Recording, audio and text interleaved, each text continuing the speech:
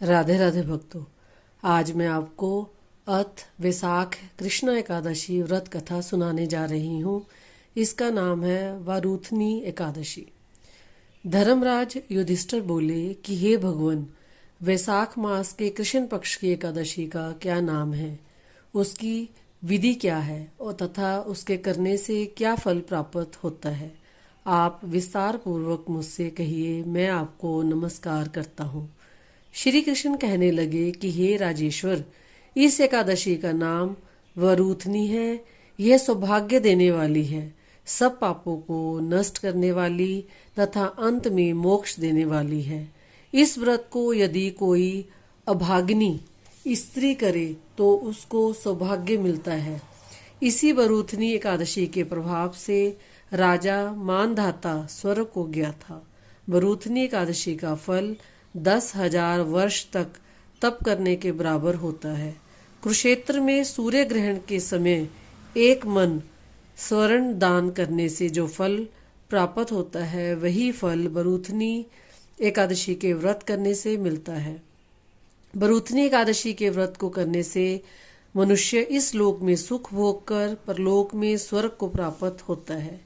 शास्त्रों में कहा गया है कि हाथी का दान घोड़े के दान से श्रेष्ठ है।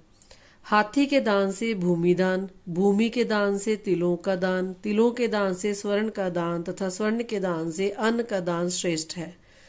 अन्न दान के बराबर कोई दान नहीं है। अन्न दान से देवता, पितर और मनुष्य तीनों तृप्त हो जाते हैं।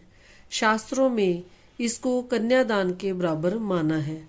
वरूथनी एकादशी के व्रत से अन्न दान तथा कन्यादान दोनों के बराबर फल मिलता है। जो मनुष्य लोभ के वश होकर कन्या का धन लेते हैं, वह प्रलय काल तक नरक में वास करते हैं या उनको अगले जन्म में विलाप का जन्म लेना पड़ता है।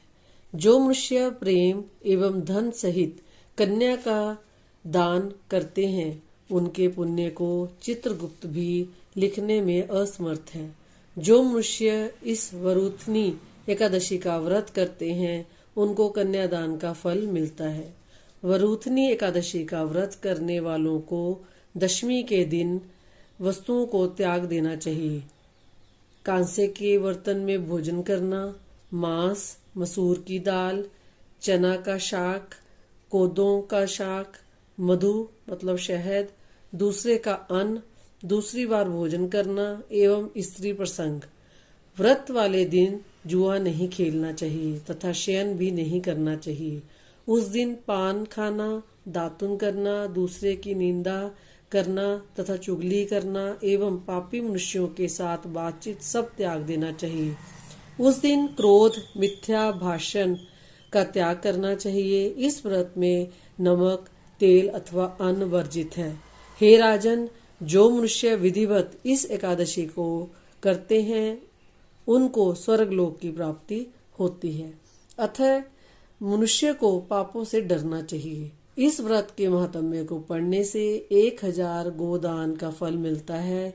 इसका फल गंगा स्नान के फल से भी अधिक है। राधे राधे भक्तों, श्री विष्णु भगवान की जय। राधा वल्लभ श्री हरि।